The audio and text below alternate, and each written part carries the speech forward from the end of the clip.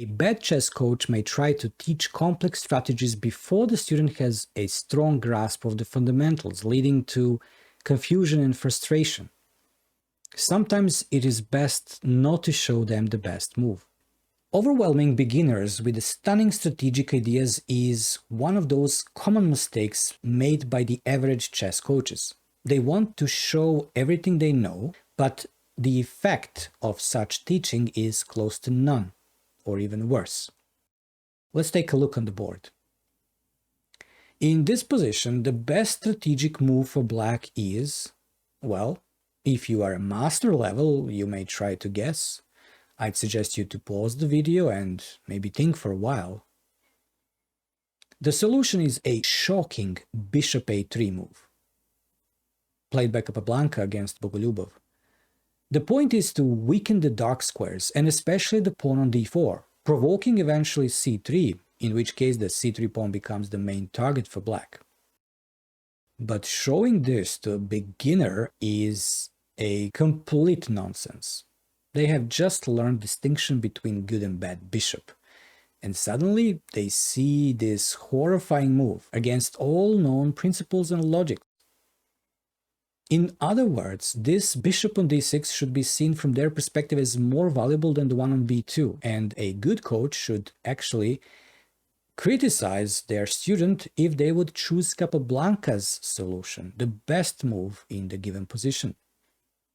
It would be a sign that they don't really understand chess basics, related with activity of pieces in this case. So demonstrating this complex strategy in a chess lesson only causes confusion and makes the game of chess less logical, and no one wants that.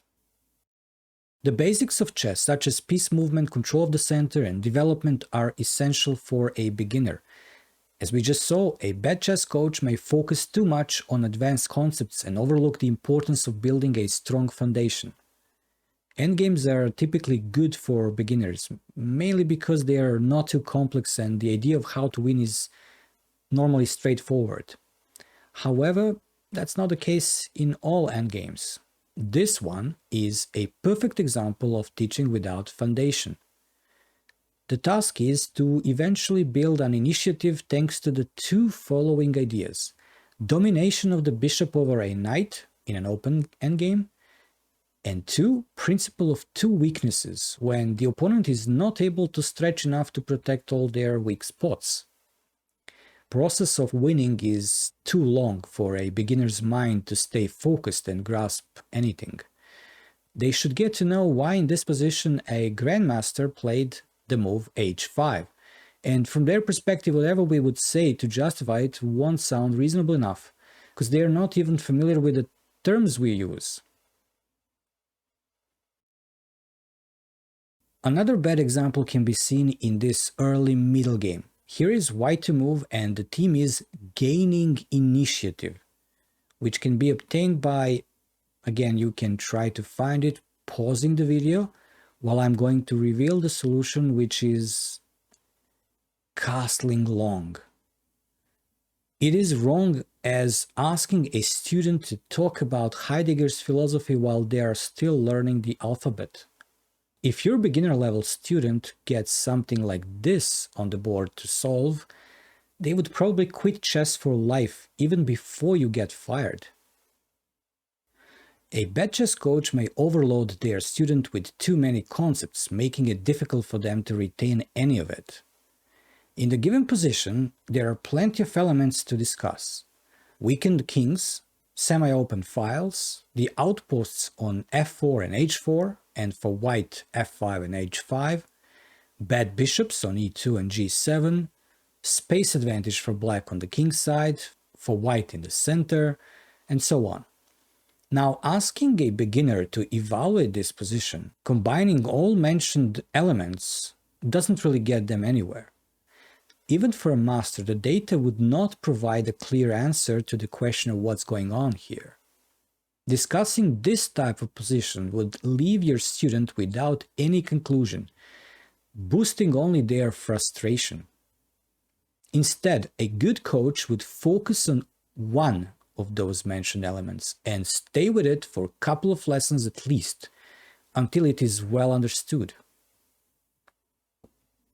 Normally, a coach shouldn't spend much time on pure tactics with their students. Instead, asking them to work on tactics between the sessions is a much better solution, because it can be done perfectly well without anyone's assistance, for instance using the resources online. But if they are total beginners, tactical puzzles are definitely the highest priority. However, beginners shouldn't be seeing chess problems like the one that we have now on the board. It's white to move and there are plenty of possibilities. Taking on a7, sacrificing the bishop, advancing the pawn.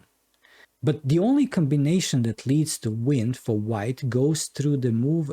Well, again, you can pause the video and try it on your own, but jumping to the solution, the move is bishop to g6, and after king to d7 to avoid getting checkmated by bishop f5, bishop d3, preventing the pawn from promoting, and later winning the endgame being 2 pawns up. First of all, even if you'd show a beginner this solution, they would be confused by the final position, because they can't fully understand that this is winning at all. White is only 2 pawns up, and black has a very advanced pass pawn. From their perspective, this is still quite scary position to play.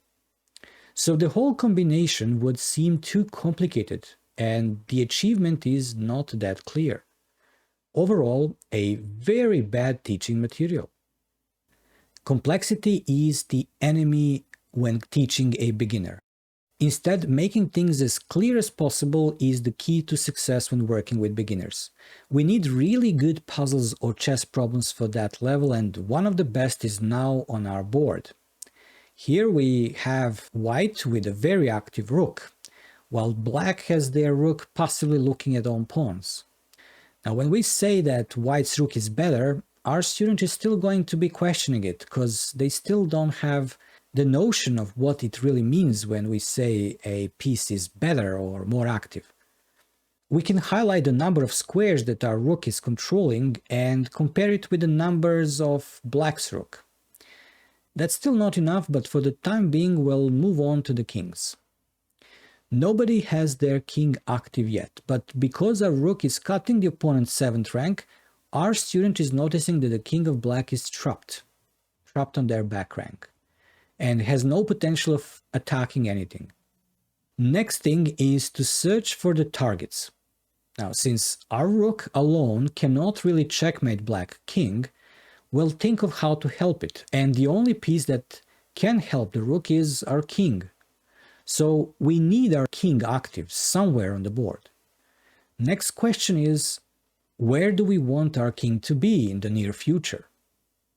That question is excellent for beginners because it pushes the beginner to create a plan consisted of many moves, which is a significant step forward for every beginner. And this time their planning is not going to be consisted of difficult moves or concepts, but rely on basic ideas and questions such as, what is valuable to attack with my king? At some point they'd realize that they need also their rook involved, and between the lines they would realize how important it is to coordinate all pieces to work together in order to achieve their goal, the goal of winning a pawn or delivering a checkmate. Now feel free to suggest the winning plan for white in this endgame. Also, if you have some experience of bad coaching, I would gladly discuss it in our comment section. Until next time.